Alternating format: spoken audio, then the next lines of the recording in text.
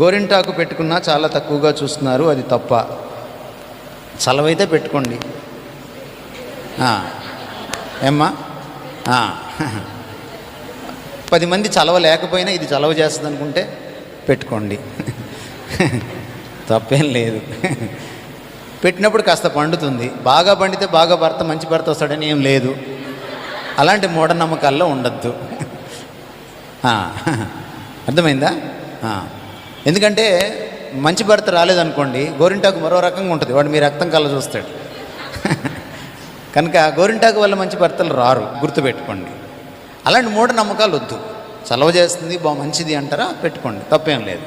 కానీ దాన్ని కూడా మళ్ళీ హడావిడి చేయడానికి వద్దు. ఏదైనా మనం ఒదిగి ఉండడానికి అది చాలా ప్రాముఖ్యమైనది. మనం ఏం చేసినా, మీరు అలంకరించుకున్నా లేకపోయినా ఆ ఒద్దిక చాలా ప్రాముఖ్యం.